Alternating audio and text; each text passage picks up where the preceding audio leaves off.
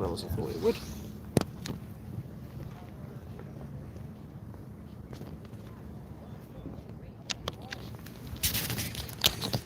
That's not. Really should have a stand. Okay. Ooh, I just have to hold the thing. Or I could watch the questions on mine, and he could hold. No, it's more about the view. Because if I've got it propped up on there, I can't see much. He flip the camera around, and then he hold it from that angle. Because if you flip the camera around and hold the other way, so you do that, and he goes and stands there. Depends. You want to hold a phone for 15 minutes? Yeah, I can do. Okay. You guys would like to do a live stream? Yeah. There you go. Since Shayna's on her way up. Okay. You guys. That'd be lovely. Cool. Hello everyone. We are live aboard HMCS Haida. Dr. Clark, I think, is going to be watching the stream, answering questions for us if Dan, our glorious cameraman, doesn't. And we will be joined shortly by one of the wonderful ladies who runs. We're going to be joined by Shayna, who is absolutely amazing.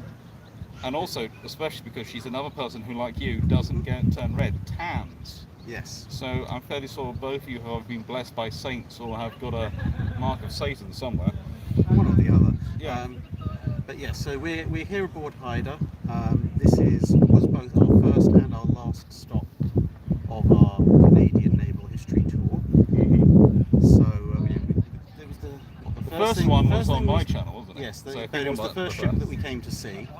Basically the day after we got in, and since we just have nothing more but probably chilling and catching Jurassic World tomorrow, this is also going to be our last ship to visit, because of course we had to come back. There was no chance we weren't coming back. No. I might well have disowned you as a friend if you hadn't let me come back. And of course you have the fact that this is a tribal class destroyer. If I'd come here earlier without Dr. Clark, he may well have been waiting for me with a very large stick when I got back from I love the way you think I'd been waiting for you. I'd have been after you. Maybe. But you would have been the first death by deluge of books or something. Gatwick would have been a known ambush point. Yes. Of course, we have our HMCS Haida hats. Yeah, please. Come join. So, we love having... Paul from Chicago has asked if a Blackburn would fit on HMCS Haida. No. A Blackburn would not fit on HMCS Haida. Please, come join, Shayna. Come take my seat. I will sit down behind. Come. No, it's okay. You can sit. No, you take the seat. I can sit right there. Sure. This is the superstar lady here. We have decided that the people who run destroyers in this area have cool. And also have to have names which sort of begin with SHAN, broadly speaking. Because there's Shane, who runs the Sullivans, and there's Shayna, who runs the Haida. So, that's what we think. How do you like running the ship? So, Lon Moore has said, get a flexible leg tripod. They're lightweight and cheap. Yes, we've got a Dan who's cheaper. I have one. And he pays for himself. It's in the hotel. And pretty sweet guy. Pretty sweet guy to hang out with. I love this job so much. It is one that kind of came out of the blue, I won't lie, and it was a little scary at first, but as with anything, and it has afforded so many amazing opportunities to meet people like yourselves and meet people who are coming from so many different aspects of life and places that you would never get to meet otherwise. And I think that's the beauty of Parks Canada and all the sites that we get to run. And hello to roughly 250 people who are watching. Ah, terrifying. Yeah. So Haida is of course open. She's $4.25 to come in. And $3.75 for seniors, and anyone under 17 is free. Seriously, come on. So how? What's your favourite part of the ship to take people around? I would say the galley, but I can't really take people in there, but that's just because I love eating. And Haida was actually quite famous in the fleet for her food. Right? She was well known for being good food. I'd have to say the Captain's Steak Cabin, just for the fact that it has a literal fireplace in it. And it's just such a strange concept. Like, yes, let's put fire on a thing that's out in the middle of an ocean. Sounds real smart. You have to keep warm somehow, and also it's burning documents in case of, That's where my mind went. I was like, see, sneaky stuff. Yeah. And yeah, so if you come alongside, obviously, you can see the starboard side of the ship from the, impromptu viewing area. I don't know if that was designed as such, but it's there anyway. I decided it should be christened the Haida viewing area because that's really what you're viewing. Yeah. You're coming here to look at the ship. One of the things they're going to do the 1812 overshore, and the 4-inch guns are going to be providing the cannon effect. I mean, one of the things we immediately noticed when we first saw the ship from the exterior was that whoever designed it, obviously those of you who've seen either my or Dr. Clark's videos on the tribals, or in fact the Didos as well, they all read my book. Yeah, they all originated from the same design study, which was supposed to be a very light cruiser or very large destroyer, depending on who you asked. Yeah, or Henderson trying to get as many ships through, which could do roughly the same role. Yeah, and the fact that it is a destroyer that's kind of also pretending to be a cruiser at distance really does show through, because if you see the vast majority of destroyer designs of the period, the portholes or scuttles, depending on what you want to call them, on most destroyers of the time period, they run the complete length of the ship, whereas on Haida, you've got them all on the bow, and you've got them at the stern, and amidships where the engine room and the boiler room is, there aren't any. And it looks strangely like a cruiser from a distance. Yes, because that's exactly what happens with cruisers that have armour belts. Yes. You don't have any piercings of the hull there.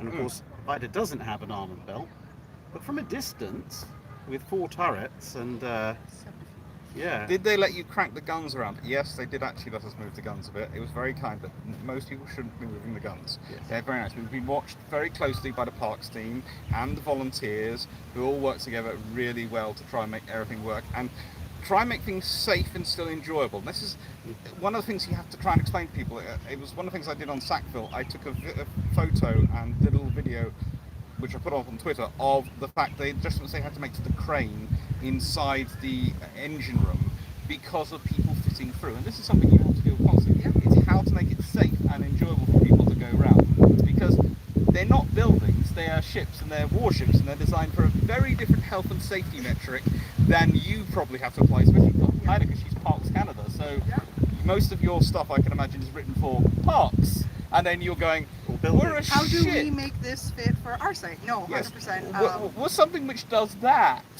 Instead of this. Yeah. Yes.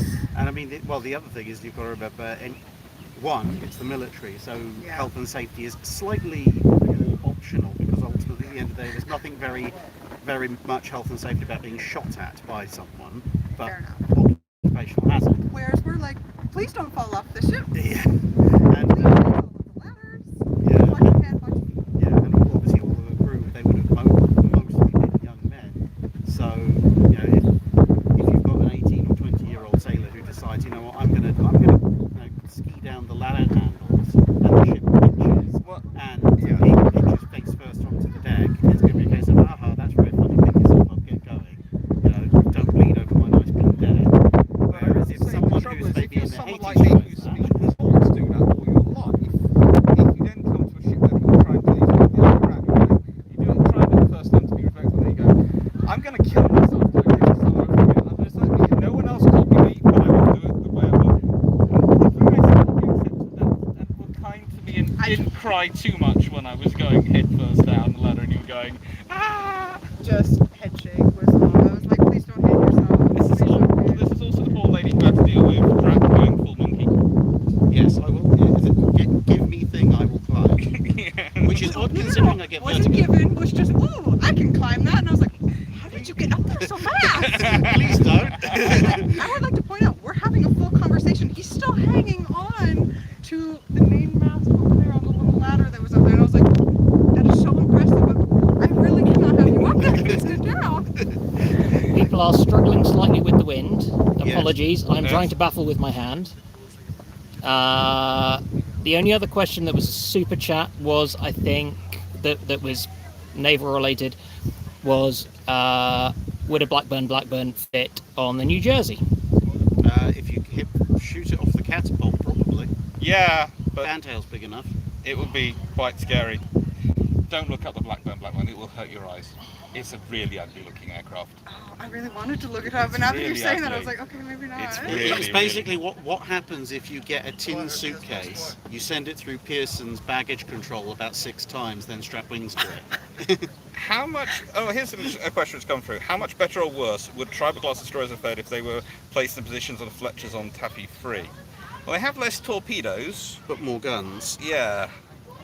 So probably it's about the same but different.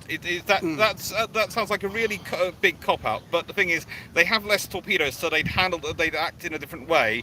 But their more guns would allow them to do a different form of damage. So it'd probably be about the same. They'd probably still be doing massive suicidal charges. But it would be a different they'd manage it in a different way because they'd be handling themselves for using their guns and positioning for their guns fire. They could do far more head-on stuff rather than having to manoeuvre so they can showing up their broadside to do their torpedoes because they're going to be through their torpedoes in very quickly and then may or maybe not be reloading. By 44-45, they've got radar directed fire control the same as the tribals, so they'd be able to do the same kind of hide in smoke, fire on targets. Yeah, the only restriction would have been with a single set of torpedoes. You'd probably see them single firing rather than what obviously Johnston did historically, was fire a whole spread and then come back in for another spread later on. But at the same time, you know, as was demonstrated all throughout the Second World War, Japanese cruisers weren't the best protected of ships. And 4.7-inch guns and the sheer volume of fire, it's kind of like, that is a sort of enclosed scenario, so it's kind of like Narvik. And honestly, German destroyers and Japanese cruisers probably had about the same level of protection, and we saw what happened there. I mean, when you consider that one of the Japanese cruisers lost a gunfight to a Fletcher and a destroyer escort that was bracketing, where the two were bracketing it. If you put 2 tribals in that place, you then have 16 guns instead of 7 or 8. Yeah. And you also have the fact that 4.7 inch is ever so slightly faster firing than the 5-inch. On the level. Yeah. It's not, there's not much difference in it, but there's just enough that with the increased number of guns, that's going to have an impact. And it's got slightly higher armor piercing as well because it's a long barrel. They're long barrel. Obviously, the ones behind us are not 4.7. They're the 4-inch ones which are fitted later in Haida's life. Yeah. When they're going for more sort of general purpose, well, they're downgrading the guns from 4.7 to 4-inch to give them better AA roll, but they're also so that they can balance out the weight of a squid launcher at back, and so she becomes an even more general purpose destroyer. And that's where you always have to remember these sort of ships. They were very much general purpose ships, which is one of the reasons why they do fit into the cruiser category to an extent, and are back pocket cruisers because they could take on all comers. They were designed to be able to take on all comers. And yes, they might not win against all because they're a 70% solution in most roles, but they're enough that if you've got a couple of them and they're taking the space of where you would normally have, let's say, 3 or 4 specialists, and said you have 1 specialist and a couple of tribals, they're going to give you a good fighting chance, and that's what they were for. Thus ends chapter 1 of your book. Yes, pretty much. That is pretty much chapter 1 of my book. What other questions have we got coming in? There was one about your document scanner.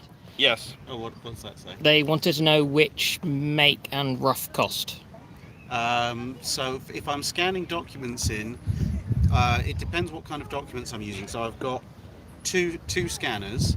I've got a Canon LID 400, which is what I use for photo scans and individual pages, because that can, well, in theory, it can go up to 1200 DPI. There's questions coming in for you. I've got 1200. It can do 1200 DPI, but I don't tend to do that because it generates ridiculous size files. I generally scan at 600 DPI, and then if it's just lots and lots of text, like at the National Archives, I have a seizure. I just realised that's a very, very poorly worded company. It's CZUR, which would be pronounced seizure, which doesn't really work. Anyway, it's one they did a Indiegogo for a couple of years ago, and it's basically a swing arm rapid document scanner. We've had actually a question come in on Discord for Shane, which is a very simple one. How easy is it to host Alex and Drac, and have they been causing you trouble other than going up the mast? I would say it's easy because they make it easy. They're just kind of like, whatever you say, we will do, but we're also going to test the boundaries of what you're willing to let us do.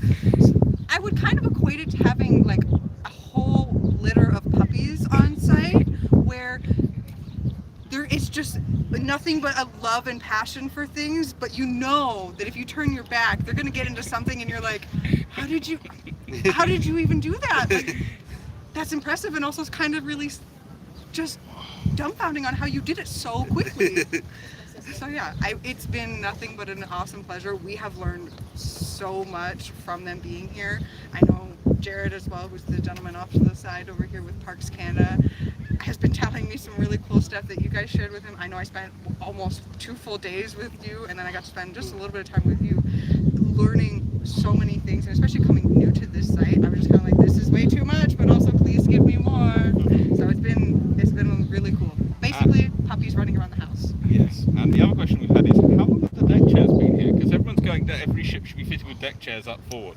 Because we just found them here and just thought, that's great, that's what we're doing the live. These are actually coming from Canada 150. It was a campaign that Parks Canada ran just to kind of get folks to go to all of the different sites, but have one way of connecting them all. So we have somehow, some way, 2 sets of red chairs. We have the ones up on forward, and we actually have ones by our original propellers as well. So every single Parks Canada site, whether it's a National Historic Site, Marine Conservation, or Parks, you will usually find some sort of red chair somewhere to kind of basically put little pins in your vacations and little stays and And so you basically collect all the selfies.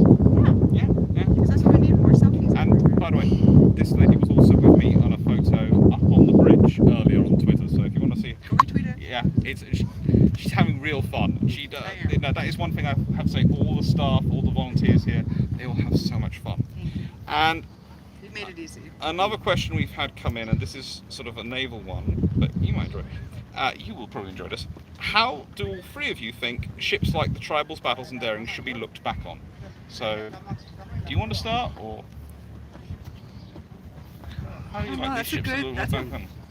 Well, I think there's some very different elements with those three classes, because the battles are kind of, they're not war emergency, but they are built under war conditions, and it's building the same large destroyers. Yeah, the battles are, I think, reflective of the state that the UK finds itself in the middle of World War II. Yeah. In that they know all these advances that they want to put in: 4.5-inch true dual-purpose guns, radar-directed fire control, all the anti-aircraft equipment, still keeping torpedoes because there's a few capital ships still around.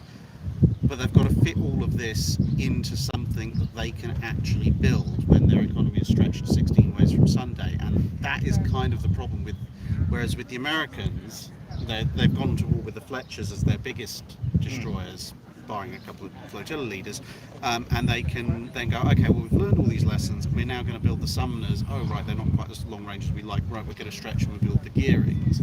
They've got the shipyard capacity and kind of the breathing space to do that, whereas the British don't. So with the battles, it's effectively take almost the hull of a Tribal and rearrange it to fit as much as you humanly can on board, whereas the Tribals are the pre-war sort of gunnery based. I think you can specialists when you look around them, and Darings are the post-war sort of version. They have a bit of in that they've taken the time to make a really beautiful looking ship. What do you think? I think, sorry, maybe I misunderstood the question earlier. It was like, I think the way that they should be looked back upon is not taking the history so literally, but still taking the chance to learn about it and then see what can we use that information from. So like you were saying, you have all of these different classes of ships that have actually led to better, faster, more efficient versions of what we are sitting on today, or all of the other versions that you could, I'm sure, spend weeks talking about and lecturing about. And I'm sure everyone who's watching would love to sit down on those lectures as well. You see, the legacy for me is the crews, because these ships were really, the crews had to be something special. It wasn't just the ships. This is the point I also make. Sometimes you're looking at the stats of ships, and you're looking at their, what I call almost their sort of their, what are those cards? Baseball card numbers. Top trumps cards numbers. And you're going, these are the stats. But they don't include the X factor of the crew. that's the difficult thing to put in, and it's the crew which make a difference. And what I love about this ship going around it is that the spirit of the crew has lived on, and that all these people, they're all so passionate about doing their jobs. You're all so keen on doing your jobs. You're all pushing and going, right, how best can we do this? How much can you think about this? And working together so much as a team, that even though you have some different roles and different responsibilities, you still work very well together. It's sort of, that was the legacy of these ships, because they provide a template of what in my experience, the best of the modern navies are like today. And that's where they really are the genesis of the modern ships. It's the case of, these ships, you couldn't afford to stand on the rank going, I'm an officer, so I will not get my uniform dirty. Yeah, that ain't gonna work. That is not going to work. With stokers like the lovely lady you have down in the engine room, Marge? Marg. I keep wanting to call her Marge. Yeah, her name is Margaret, but she prefers to go by Marg. Marg. She's a spectacular, she's an institution actually in herself. She's one of the first Royal Canadian Navy female stokers. Absolutely amazing. And you sit there and go, yeah, no officer is going to last 5 seconds going, I'm going to keep my uniform neat and white around you. It ain't going to work. They're just going to get no respect. And this is the thing. These ships are very much like that. You have to bring yourselves together. You have to work together. And I think the other thing with the tribals, especially, because obviously, unlike battles and daring, well, the darings aren't completed in time for World War II period. Barfleur technically gets out to the Pacific Theatre, I think, about 2 days before. Yeah, she technically gets there. She technically gets Pacific Theatre honours. She turned up. Whereas the tribals are in there from day one. And I think the tribals, as a class, they actually provide a fine study from an academic and historian point of view, of how to check if someone is able to overcome their biases and look at the whole situation. Because the tribals, if you look at the number of tribals built versus number of tribals left at the end of the war, they take horrific casualty rates. You know, only the Japanese Navy really sees classes that are completely wiped out. The tribals are over 50% wiped out. And you look at it and go, well, and it's easy for people, and some people have gone, oh, was it worth it? They're big, expensive, there's not that many of them, and there's so many of them get sunk. This must therefore prove that they were a bad class of ship and a waste of time and money. And then you look at it and go, well, hang on a minute, look at where they were. Look at how they were sunk and what they were doing. Yeah, they're lost in special operations. They're off doing all sorts of weird and wacky and important things where nothing else would do. Yeah, they were put on the front lines in the most dangerous situations because no other class could be put there. And, you know, it's like, yes, you put the tribal in place, you might lose it. You put an L class or an H class or something in, you will lose it, and also you won't fulfill the mission objective. Whereas the tribal almost certainly will fulfill the mission, and it might survive. There are the examples of the second and third battles of Narvik, because the first battle of Narvik, of course, is when the Germans turn up and beat the Norwegians up. This sometimes causes people to upset me, but that is the first battle of Narvik. The second battle, of course, the H class come in. Now, if you spun it around and gone, well, hang on, if that had been a tribal flotilla coming in rather than the H class, the scenario for the Germans could have been very quickly far worse. Because whilst the H class have the torpedoes in fjords, and where you're manoeuvring in confined spaces, are not actually necessarily the best weapons, because if you hit, you cause a lot of damage. But if you don't hit, well, you hit a wall and you cannot manoeuvre much more. Whereas the guns give you a lot of freedom of manoeuvre, and that's the whole point the ship's built around. It's the freedom of manoeuvre. It's like a cruiser. And that would have probably meant that the Battle of Narvik would have been over in 2 battles rather than taking 3, because of course in the third battle, Warspite turns up with tribals, and Eskimo of course loses her bow. Yes, proving that bows were unnecessary. And actually, as we're on the ship, and I know someone's going to ask me where, if you can just quickly for me, I will stand where it goes down. Oh. Basically, from here onwards, this point, it folds down. This mount topples into the sea. I think Dr. Clark has forgotten about everything microphones. forward is gone. Everything forward of where I'm standing is gone on Eskimo when she's hit by that torpedo. And the fact she stays afloat is amazing, but also it's very lucky, because if she'd been hit in the engine rooms, which go from side to side and all the way up to the hull, she'd have been gone. So she was hit forward where she had the hull strength and rigidity to survive. Thank you, Dan. People were also asking about Mrs. Drac. If you look down there she is. Up in crawl. think one thing to also add is, as you're saying, yes, the tribals are like their literal own class, but the people who were on it to kind of connect the 2 points were also people who were just out of this world. They're constantly always trying to, like, I don't know, just all the stories. This ship, of course, was commanded by one of the greatest officers in the Royal Canadian Navy's ever had. Yeah, the Wolf. And I think that really helped kind of transcend down into all of the 250 sailors that were here on this ship, of trying to almost live up to the expectations and like honors that had been given to, he had not even been given, that he had.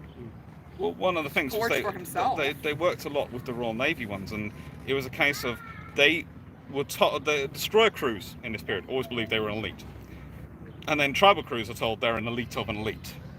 And then they have to live up to their mental image, and then they're given officers like the Wolf, like Vian, like all the Sherbrooke, etc. All the officers who win these awards, these Madrick, all these officers who do so much, and you go, yeah, you're going to have to live up to it. And they've got NCOs like that as well. If you look down the NCOs on the tribal list are some of the most decorated NCOs in the history of their navies, and you just go, oh, that's fun. So basically the crew are walking around on a ship which they're told is the elite of elite, and then they're given literal heroes to be their leaders.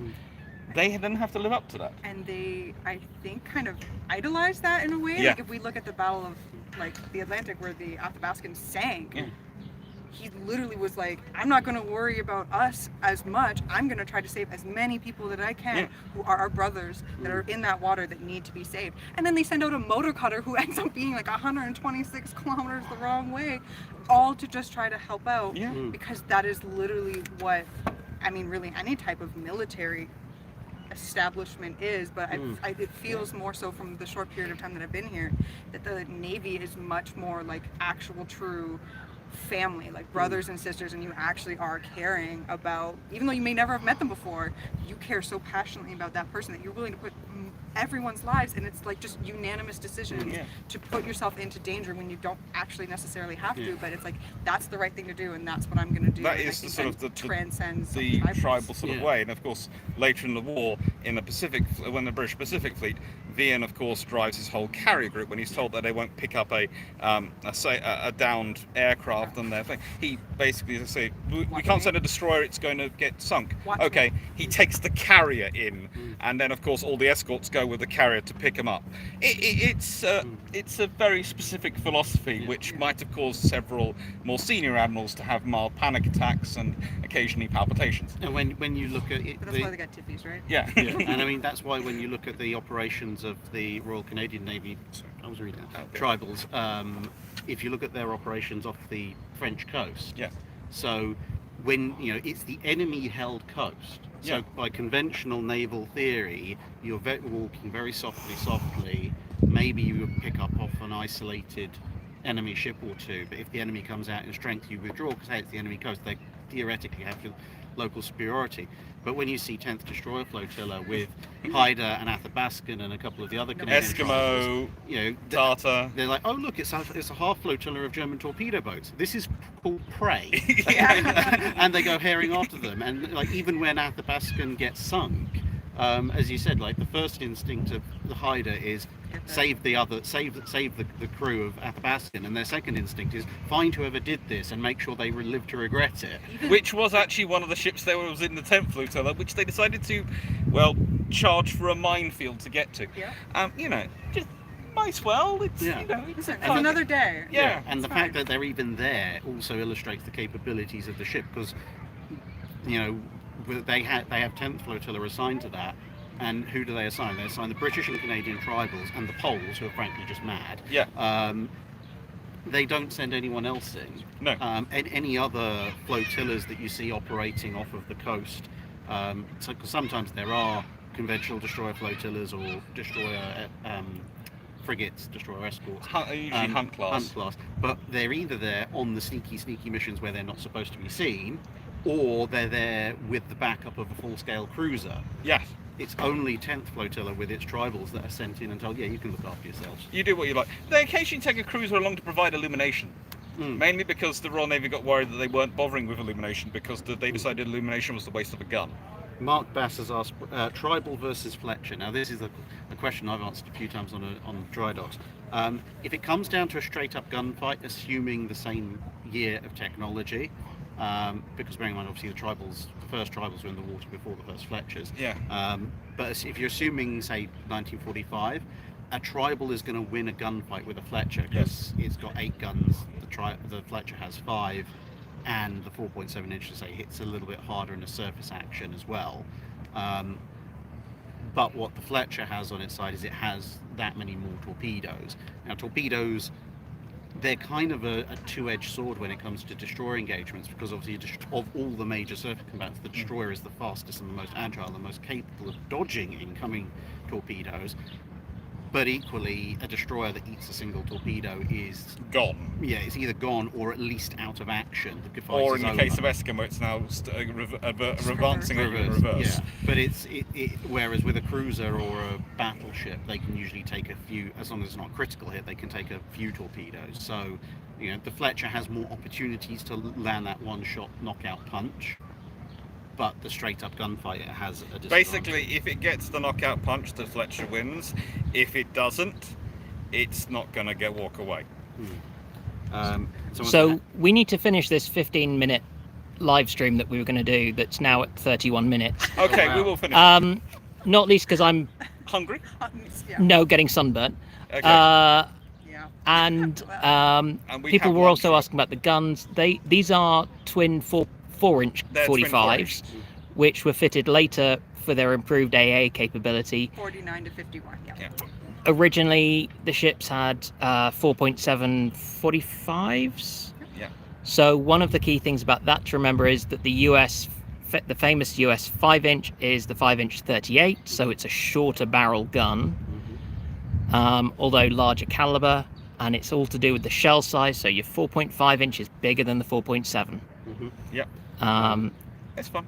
And 4.7 is actually your 120mm that you still get on tanks, and 4 inches 105. Yeah. Roughly 105. So what you got on previous generations of tanks and some artillery still.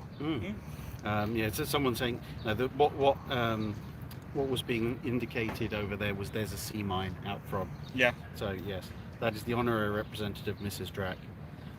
And we don't want to keep lunch waiting, because we have lunch with the commander of HMCS Star, so we don't want to upset the Royal Navy, and we don't want to keep poor Shayna forever. It's okay. I'm one of the few gingers who don't get burnt usually. Yes, so. I know. I have decided both of you have got strange deals going on with deities. So, thank you very much, everyone. Yeah, thanks for having me here. And thank you, Shayna. And please come visit Haida. Yeah, if you're in Canada, obviously you should do. We've talked to some people who live in Hamilton, and they live here and they have forgotten that Haida is here. So don't forget that. Yes, I know if you're on the west coast, it's the 3-day drive, but that's why modern technology has gifted us with planes. Yes, Hamilton International is lovely. Pearson, avoid like the plague. Fly into Hamilton. Hamilton, lovely. Not so sure about Swoop. They're okay, but I did kind of feel like self-loading cattle. Yeah. And the last thing is remind us when you're open. We are open for the rest of June, Saturdays, Sundays, 10 a.m. to 5. As of July 1st, we're actually going to be open Wednesday to Sundays with 10 a.m. to 5 p.m. Our last ticket will be sold at 4:15 though. And just to remind everyone, it's about the same price as a coffee, but a lot more fun. Yes, and healthier for you than the coffee. Yeah, you'll lose weight walking around Haida. Yeah, lots of ladders, lots of places. Just, maybe bring a hard hat too. It's a good workout. And remember, there are signs which say don't go places. Don't go them. Yes.